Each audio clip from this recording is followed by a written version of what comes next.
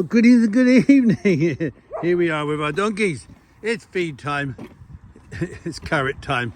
I've hid some carrots into the hay where they find them. Well, Edward's found one already.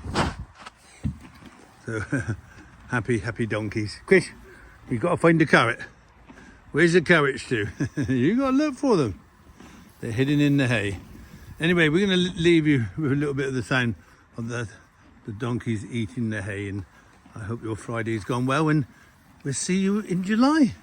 It's another month. Of course, we're sheep shearing tomorrow, starting at just after 10.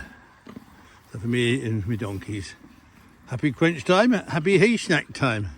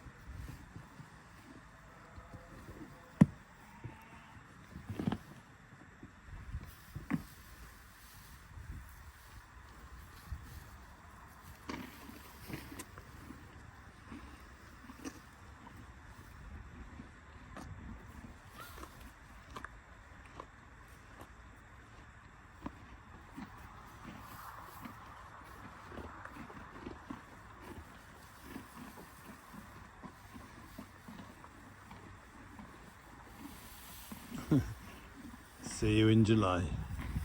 Love you. Love you more.